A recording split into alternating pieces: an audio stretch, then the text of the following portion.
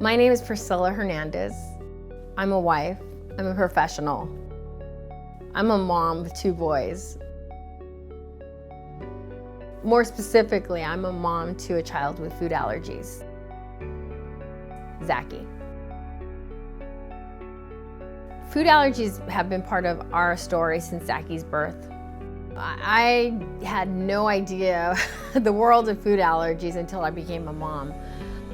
Growing up as a Latina, we revolve a lot of our social interactions around food and sitting at the table and talking to one another and conversing and enjoying some good food. And that hasn't changed, it's just altered as a result of having a son that has food allergies. Zacky has many allergies: nuts, shellfish, beans, peas, avocados, and sesame. We've learned the importance of food labeling, but most notably that food allergies empowers us to take control over what we eat and customize it to our needs. So the opportunities are there, we just have to create them.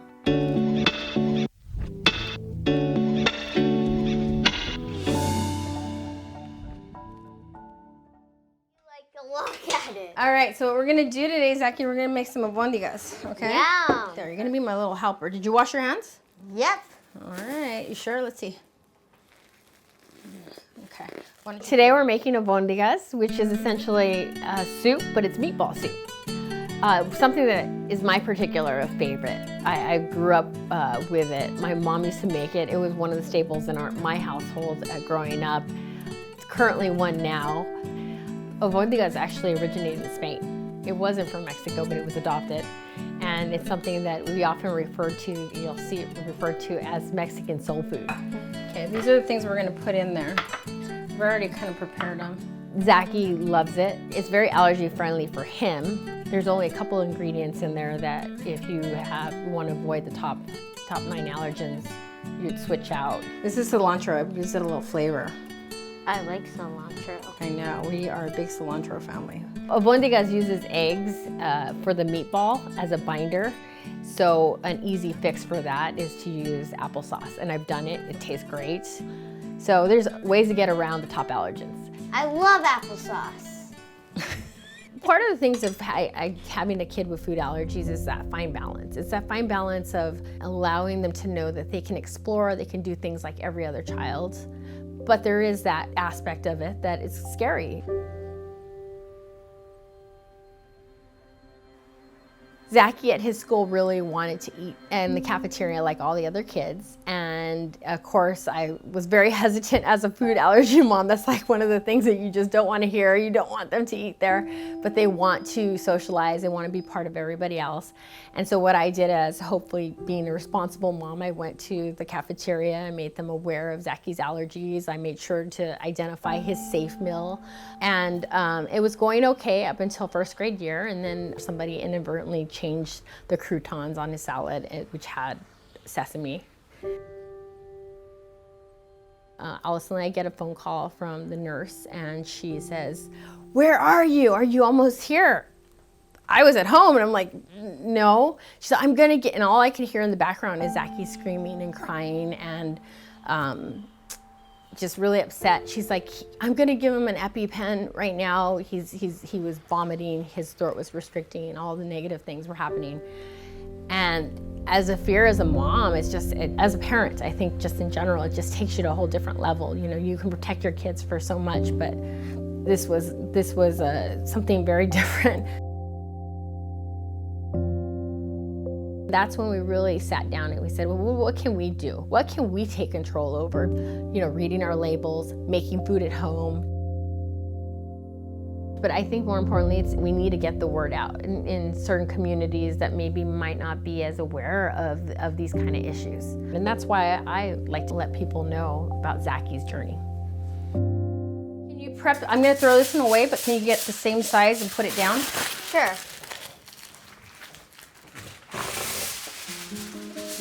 A little bit bigger, maybe. So abondigas is, the first thing that you do is to prepare the actual meatballs. I put rice in it. I put 1/4 cup of diced white onions, garlic, pinch of black pepper, and 2 to 3 pinches of oregano. That adds the flavor. It really brings it together. So we're gonna squish it all together with our hands, okay?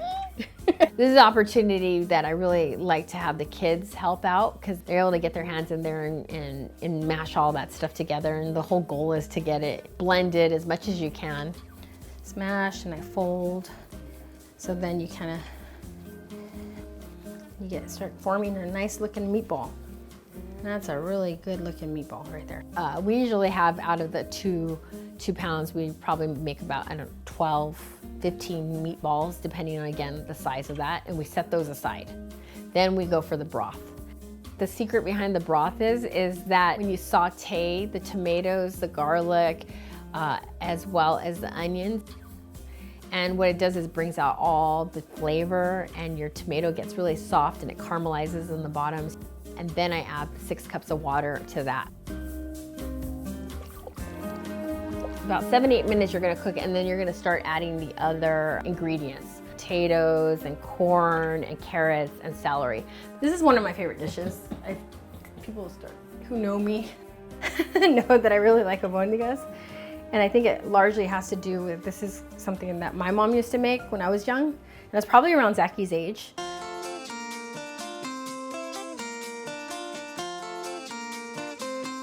So abondigas is such a favorite because it's such a hearty meal. It sounds like it's a soup, but essentially it's a hearty meal because it has the meat in it. It's something the whole family enjoys, and it's allergy friendly. Couple tweaks on the actual meatball, and it's perfect for definitely those that have the top allergens. Cheers! To family and the soup bondigas.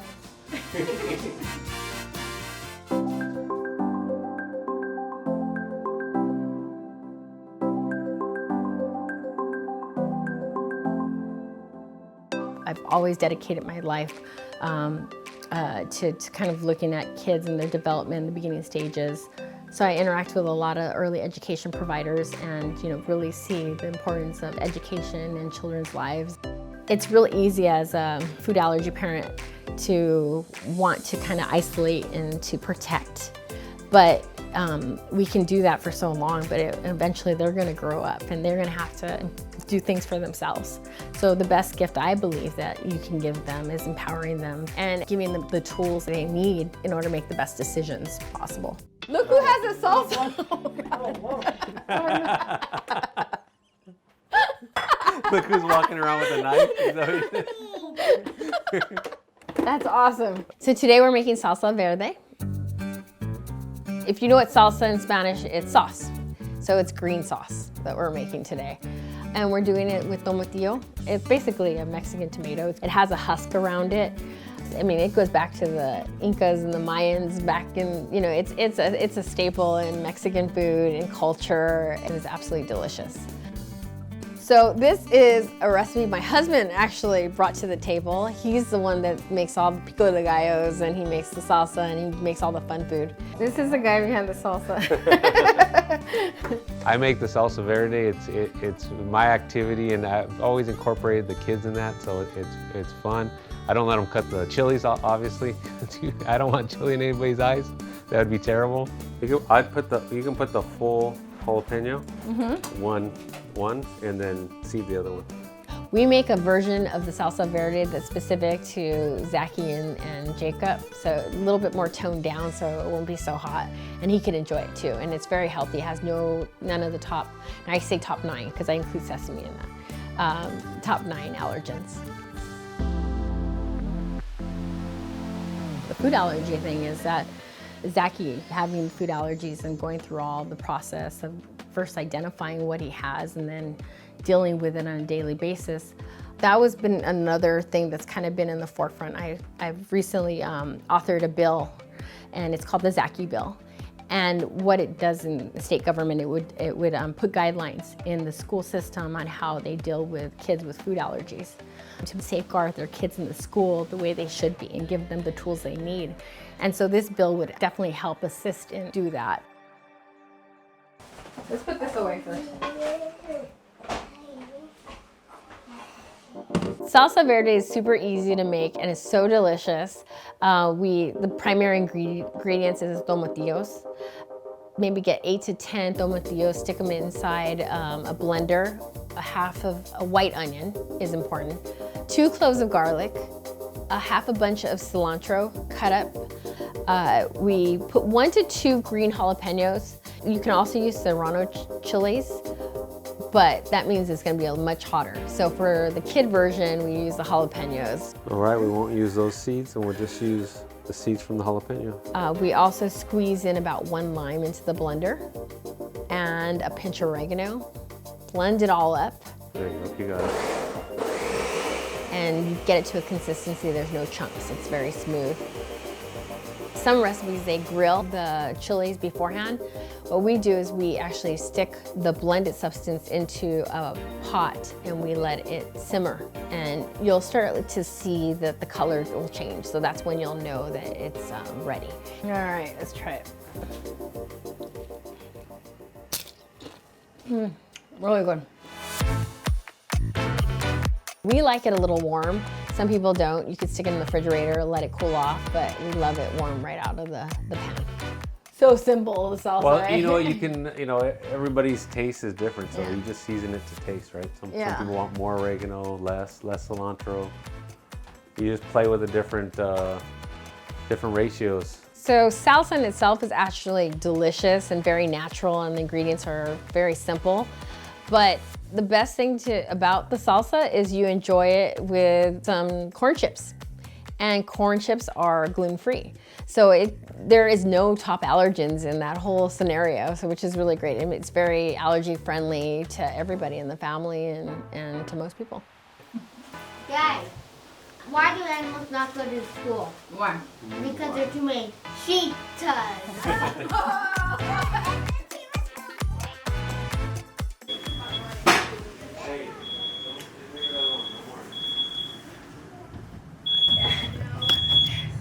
So this is real life at the Munoz Hernandez house.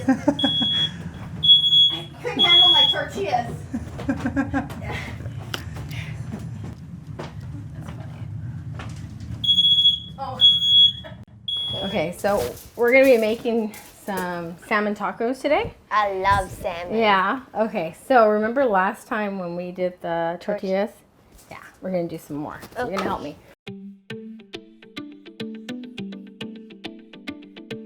Zacky, fortunately, can have fish. He can't have shellfish, but he can have fish. So this is one of our staples. Actually, a lot of our food revolves around salmon just because it's healthy with the omegas and things of that nature. You can prepare tacos different ways. The way we do it is with we love soft tacos, so we actually make the corn tortillas fresh, and that definitely makes all the difference in the world. It's very simple. Actually, corn tortillas are super simple, but the key to it is having the perfect amount of water to the maseca and making sure that you don't make the tortilla too dry nor too watery. So how I make them is I usually put 2 cups of maseca, which is already the corn that's already made, and I just put 1.5 cups of water. What I really like about the tortilla end of it and making the tortillas is it's something that I'm not doing alone. Something that Zacky can join in on, and he does. My theory is about, if we're doing big ones, we're probably going to get like 5 to 7 big ones. And if we're doing small ones, we could get 9 to 12. Okay, and it's super fun for them. They really like it. It's just like Play-Doh. They put it into the press, so it's absolutely exciting to them, and they're having a great time when they're doing it. And that's where you get your perfect tortilla.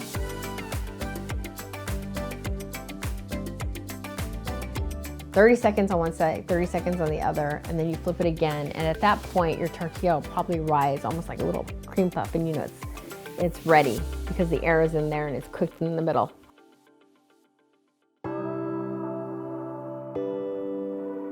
The way food allergy safety has changed the way I cook or I look at food is I have to be very aware of what's going into it. So we have to ensure that when we make anything in this house that it has to be friendly to our needs and Zacky's needs in particular, and we can't make any mistakes.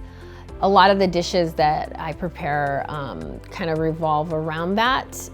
So if we have to substitute out certain things, we do that. It's been very impactful on the way we address food. We make sure that we read our labels, we don't assume anything, we reread our labels, and then we look at substitutions for things.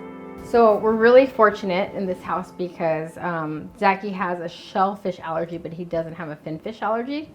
So we eat a lot of salmon in this house as a result.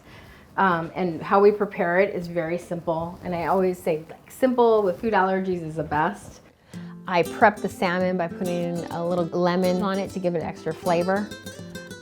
We could put garlic on it, depends on the day. We can put a little garlic on the top. A little splash of burnt butter, just a little bit, to give a little flavor. I mean, I don't have any special way to do it. I can actually just rub it on top a little bit. And then just stick it in the oven at 400 degrees for 8 minutes max, because you don't spend much time. The salmon you cook right away. And then the next thing I go out is do the toppings.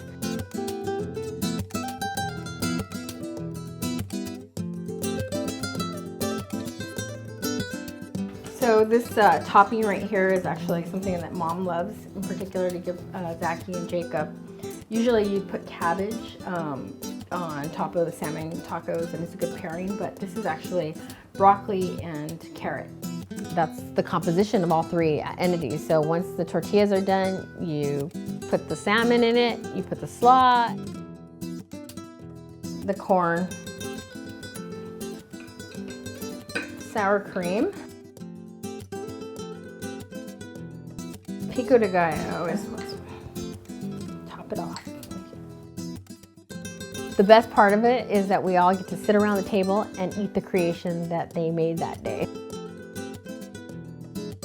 It's a win-win for everybody.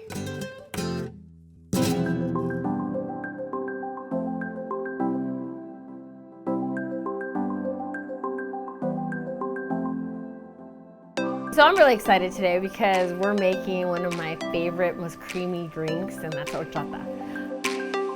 I love horchata because it's very versatile. You can have it basically throughout the year, but different ways.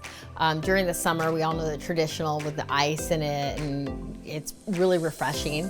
And then during the winter time, you warm it up, put some whipped cream on it, sprinkle whatever you want on it. It's absolutely delicious and a really good treat as well. All right, so put it on. So now you're going to have to, once you hit the first one, and hold it. So how you prepare it is you put about 2 cups of long grain rice along with 4 cups of water, half a cup of sugar, along with 2 cinnamon sticks in a bowl, and you let it sit for 24 hours. And that's the traditional way to do it. Horchata stems from Spain, West Africa, but West Africa in particular really took hold of this particular drink. It is a plant-based drink, and the way different cultures prepare it is slightly different. In West Africa, for example, they use tiger nuts. In Puerto Rico, for example, they use sesame. Luckily enough, in Mexico and Guatemala, they use rice, and that's the one that's been adopted. That's the one that everybody knows. You go to the Mexican food restaurants and it's everywhere, and it's super delicious. When I was growing up, my mom made it a couple times. She made it too few times because I loved it so much. She made it like a handful of times because of the preparation. It takes a while.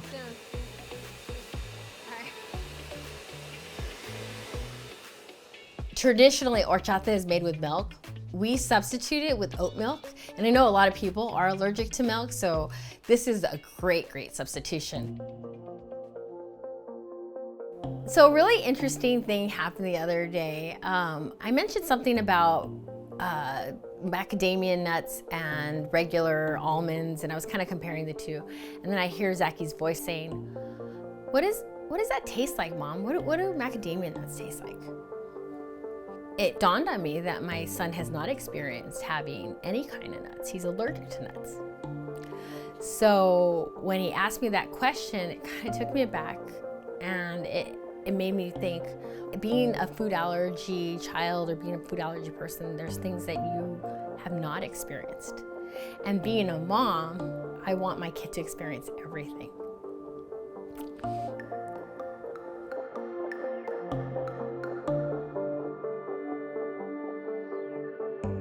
So the great thing about horchata and substitutes in general is not just the idea of it being safe, it's being able to provide that sense and that experience to that person that might not be able to. Okay, go ahead, Cheddar.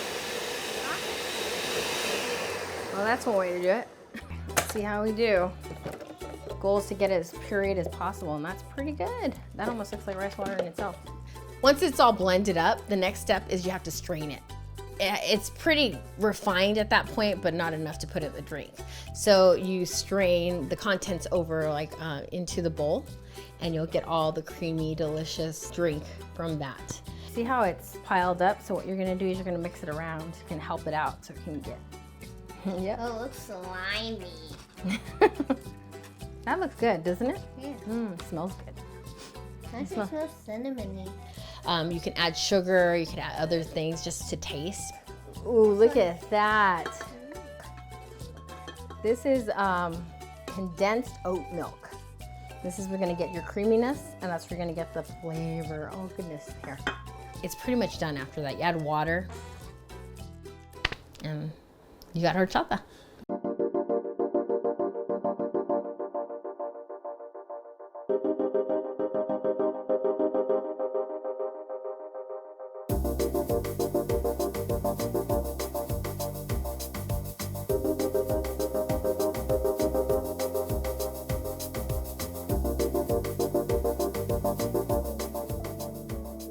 You know, food allergies is an interesting thing because it's something that you have to change some things in your life or make sure that you're aware of things, but at the same time you also have to make the people you're around oftentimes aware of things.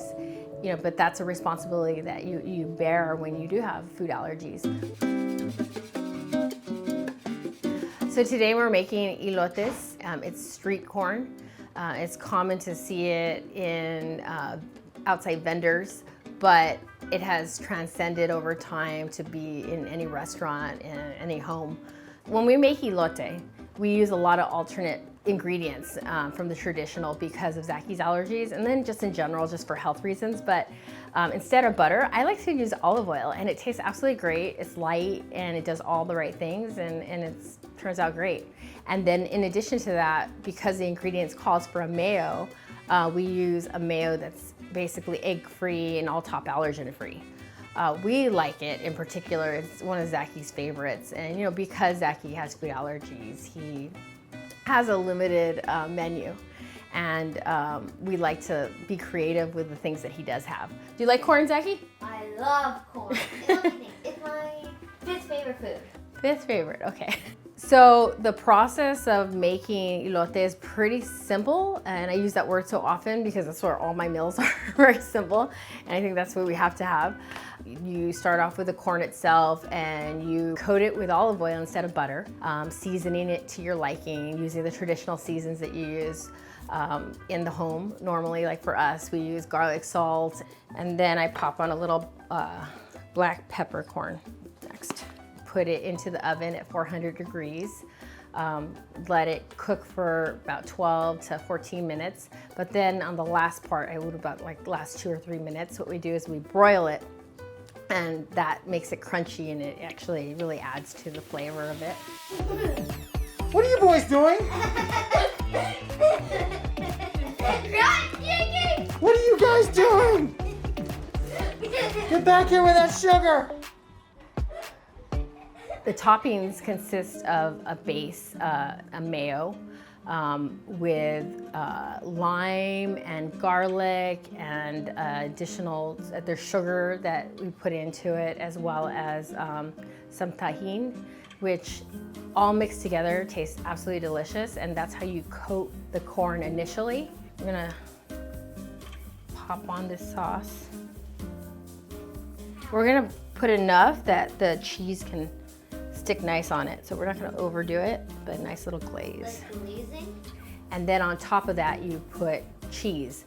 We use the Mexican style cheese, but you can also use feta, any kind of feta, and there's a lot of vegan options or non-dairy options out there.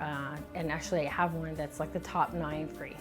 And this is soy, dairy, nut-free, has like all the major allergens that are not in here. So this is also a great option. So Zacky is really good about advocating for himself. When we're out in restaurants, if we neglect to say one of his allergens, he's the first one to speak up and say, hey, you missed this. And he lets the waiter know. He doesn't completely rely on us anymore. He also makes sure that he's involved in the conversation and making the waiters know or the restaurant know of his needs. What I like about elote is that you're able to have it as part of a heartier meal and add, rice and things of that nature with it, and it tastes really good. Or you could just have it as a snack.